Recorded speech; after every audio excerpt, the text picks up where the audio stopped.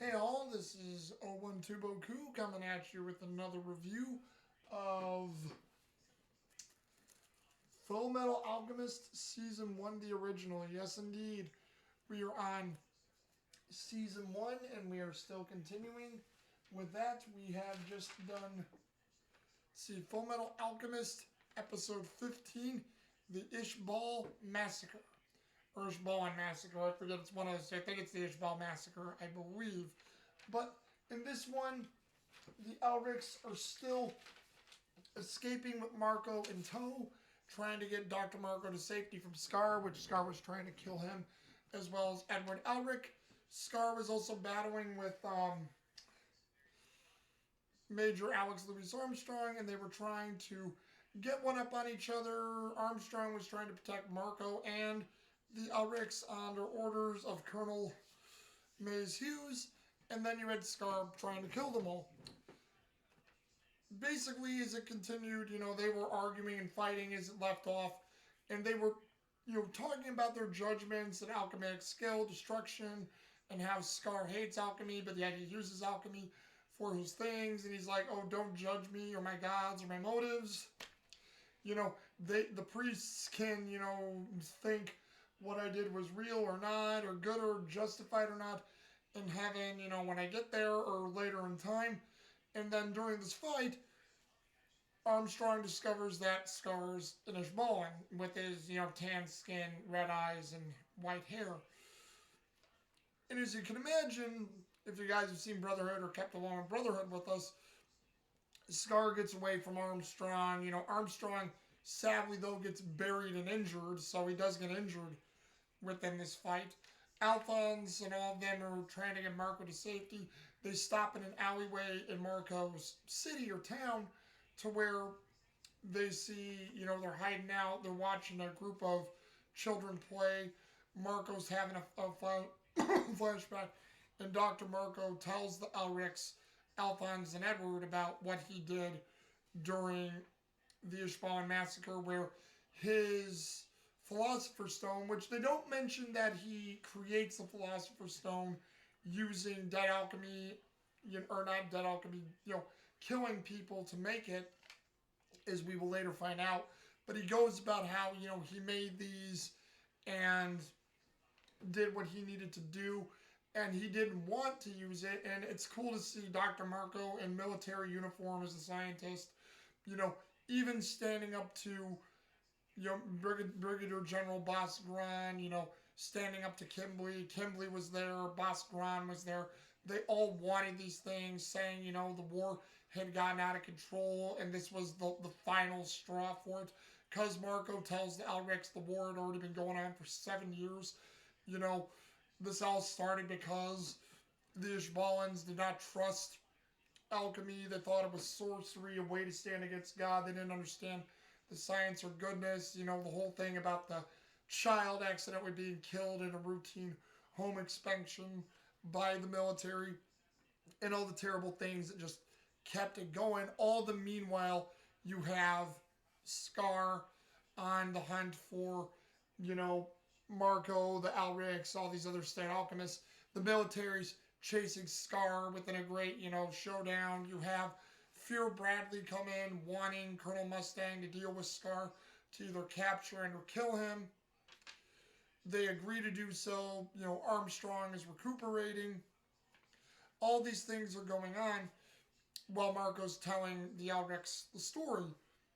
And as he continues, he keeps going down the list of things that he wanted to avoid, but he eventually relents, gives Boss Gran, Self J. Kimberly, all these other alchemists the modified, redefined stone of, Philosopher's Stone, and you have basically everyone from Kimberly being all psychotic, blowing up everything in his wake, Boss Gran becoming this metal man with weapons and just psychotic. He was even psychotic, mowing people down with these weapons.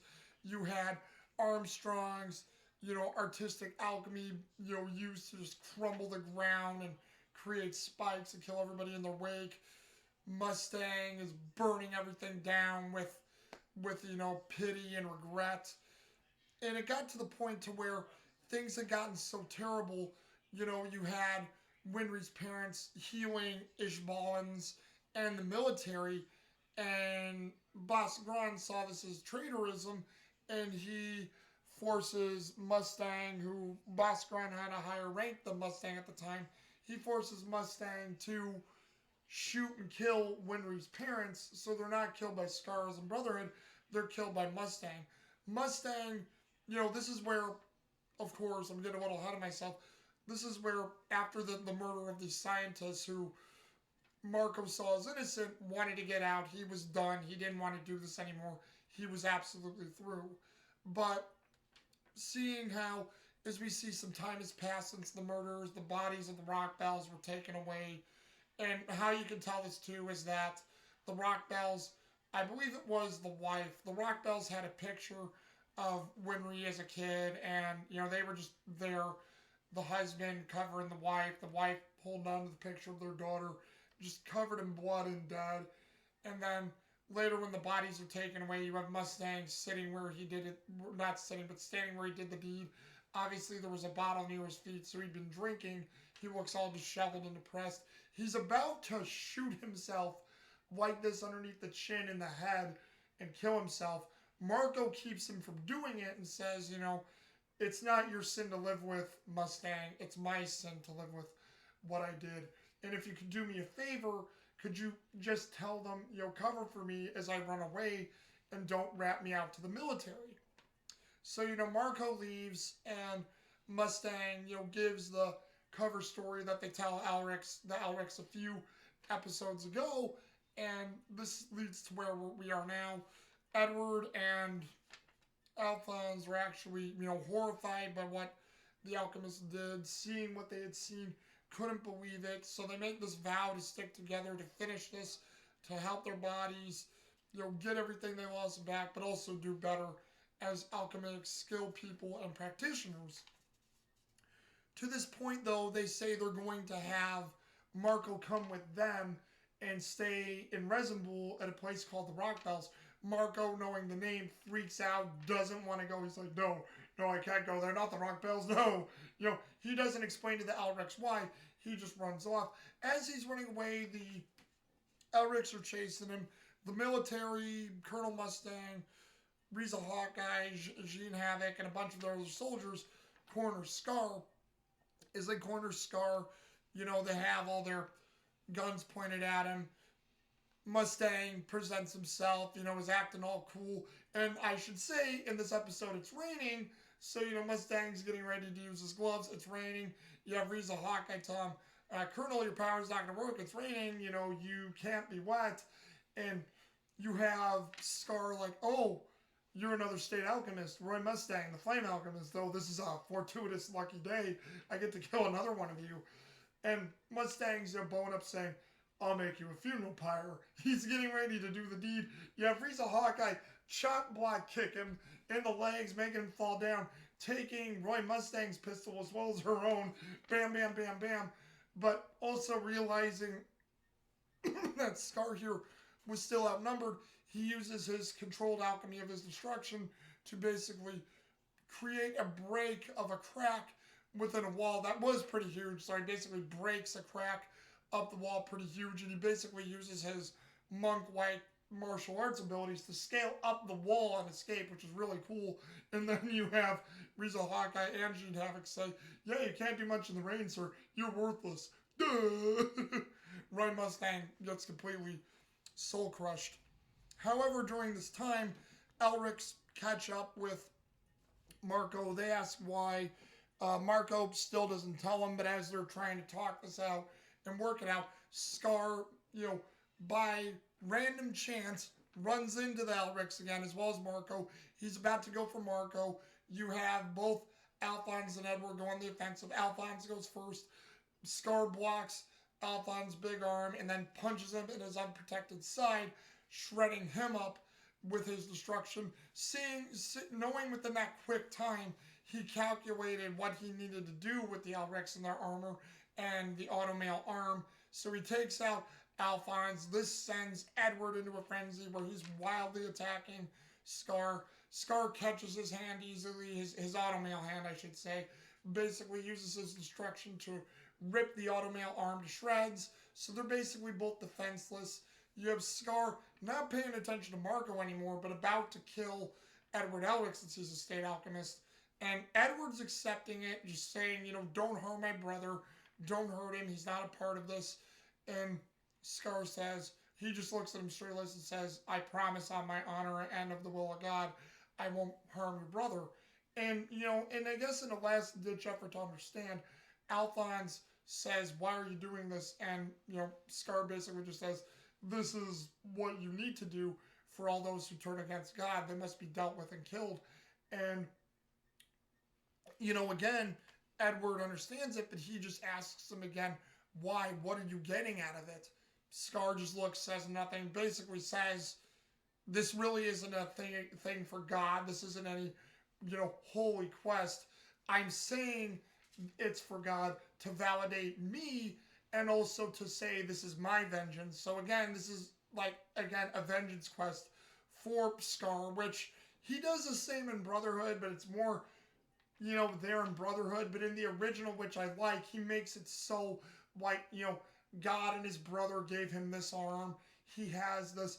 But you can see in his mind, he says the words, but he doesn't believe them, knowing that he knows this has been taking things maybe a little too far, because there are a lot of soldiers just doing their jobs that he had killed, possibly who knows how many innocents. I mean, maybe he didn't randomly kill innocents, but if people were on the way and he hurt them or killed them.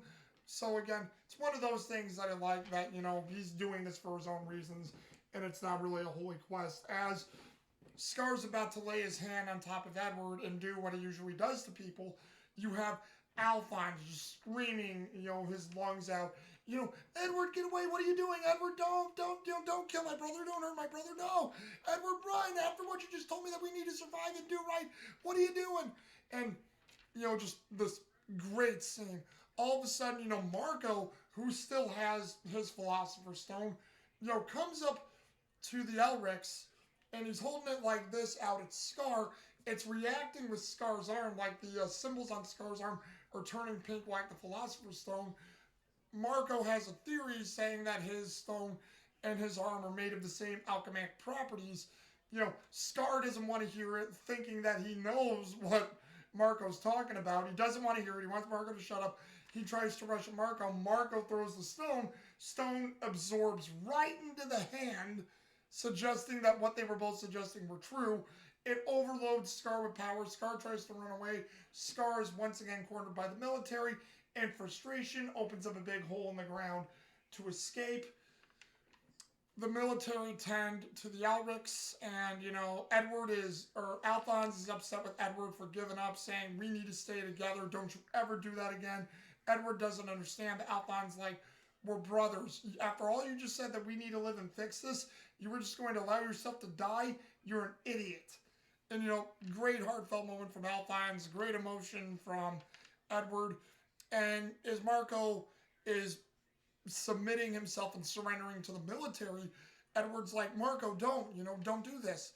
And he's like, but I can't, Edward. I can't go with you. Why not? The scientists who were killed before I left the military, their names were Rockbell. And, he basically just smiles weakly at Edward and then goes on.